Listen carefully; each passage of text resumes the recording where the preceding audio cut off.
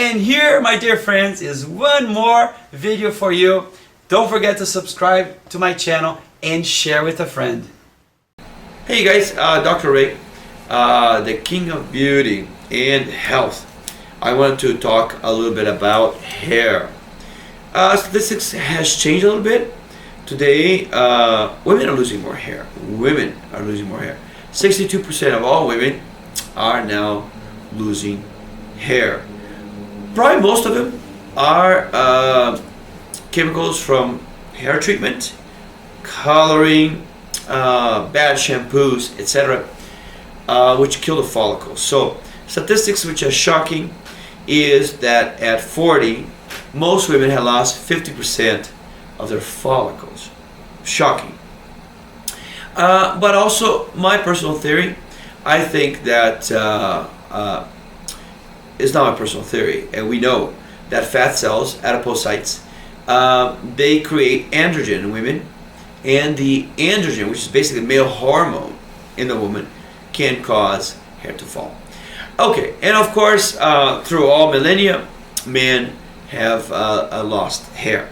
Genetics. Two types of hair loss. There is a somatic transmission, which is passed from father to son, not through the sex genes, but through the normal genes, okay? Somatic transmission. I, for example, my father's completely bald, my uncle's completely bald, my brother's bald. Everyone for hundreds of years in my family are bald, and I'm not. How is that possible? And in my case, it was transmitted somatically because my grandfather on my mom's side is full of hair. So there is a somatic transmission, but there is the X-linked transmission, which you're more familiar with, which is transmitted from your mom because her father was bald. Okay? So if your mom's father, your grandfather, was bald, you will have a very good chance of being bald. If your father was bald, you also have a very good chance of being bald. Let alone all conditions which are not genetic, such as alopecia areata, alopecia universalis, which are autoimmune, you fighting yourself. It can be as simple as stress, or it can be dietary, or unknown etiology, unknown, okay? So there is a whole spectrum of causes of baldness. Luckily, most baldness is genetic, and that is what we're going to hit on. Of course, always consult with a dermatologist. I'm not a dermatologist, I'm a plastic surgeon. I just happen to love you guys and I want to help out a little bit.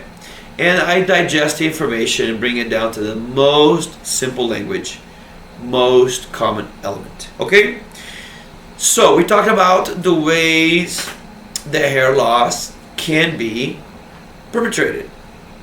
Now let's talk a little bit about how we can treat it. How we can treat it. For men, very, very simple. For men, there are only two treatments, medicinal, and one invasive treatment, which is short of surgery. I have it here in my hands. Minoxidil was discovered, I don't work for this company or anything, is topical. So what's causing the follicle to shrivel and the hair to become progressively thinner and thinner till it's no longer visible? Dihydrotestosterone at the follicular level. So we tried in medicine to attack problems from different ways. For example, when I take you to surgery, I'm going to give you 5 anti-nausea medications, treatments, which attack you from different sides. It's like going to war. Look, when Eisenhower attacked Normandy, he attacked by air, he attacked it by sea, he attacked it by land. And each one of those 3 modalities He had several ways. At sea, landing craft. He had submarines. In other words, we want to attack the problems from many different ways: chemical, mechanical, surgical, etc. Okay, so we can use a cream called minoxidil, which blocks dihydrotestosterone.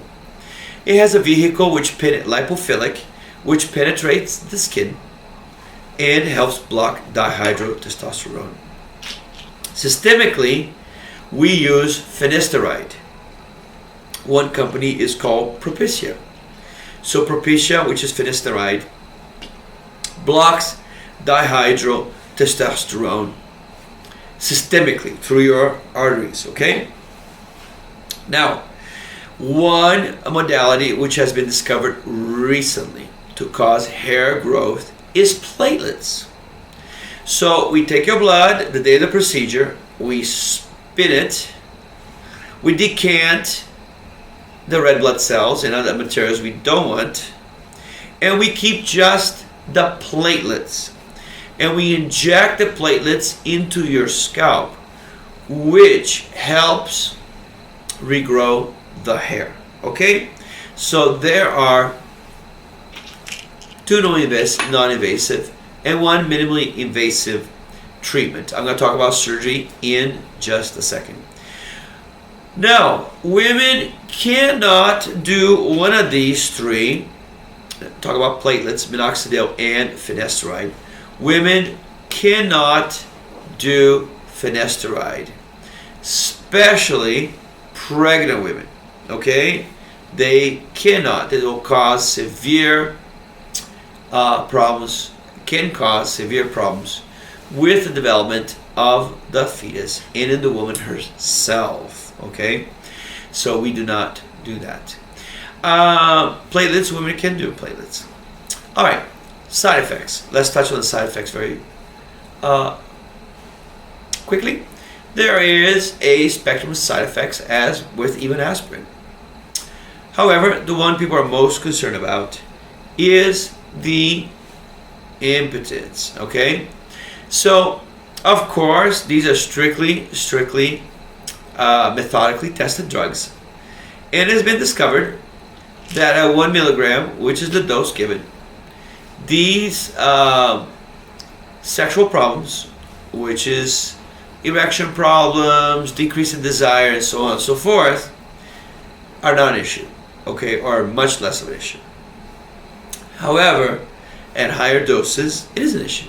So, as usual, follow the instructions of your doctor, which is 1 milligram per day. Say there is an error, accidental error in dosage, forgot, took extra.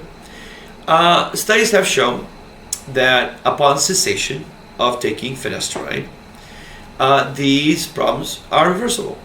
Okay, I've taken it all my life, and my gosh, all my life, at least 25 years, and I both products.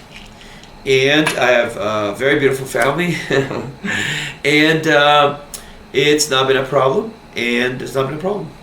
And I know many people in my world who take it, it has not been a problem. Okay? So, let's touch a little bit on the surgery. Surgery today is amazing. So you see that with finasteride and minoxidil, my hair continues to grow, and I have a lot of hair. You know, I'm 55, almost 55. So let's talk about the surgeries very quickly. We start out with that cornrow appearance, which is terrible, with plugs which had many hairs in it. Today, the follicle transfer is very microscopic, and we transfer one follicle at a time, 1 to 3 follicles at a time, and we no longer make those enormous incisions, harvest sites in the back of your head, which were very visible. Today, we with robotics, we're able to take one follicle at a time and transfer one follicle at a time. The criticism is that we, as mere mortals, cannot create the distance that God creates, that nature creates, however you view this. We cannot create that. And I kind of concur with that some. The hair is not as thick as normal hair, which has not lost its volume from genetics.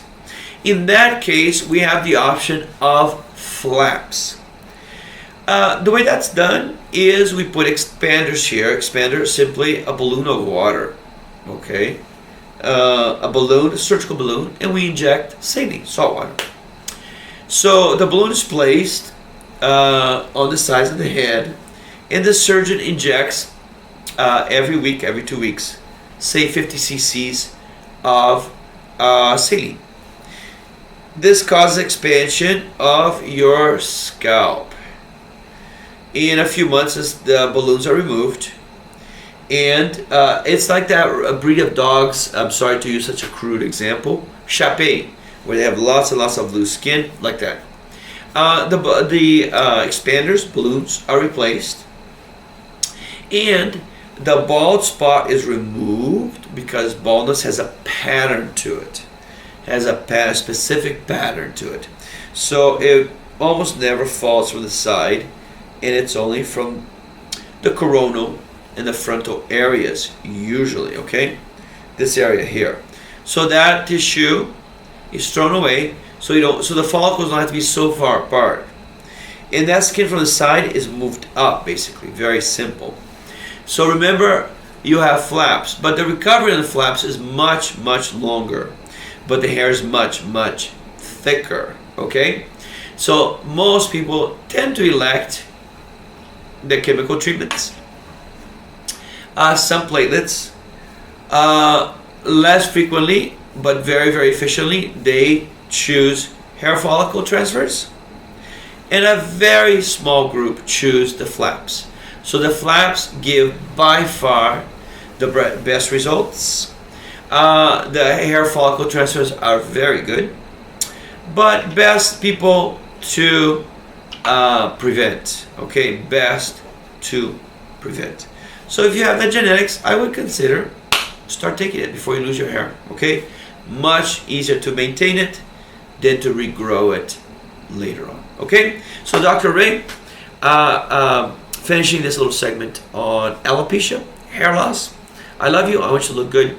Please take care of yourself this time, okay?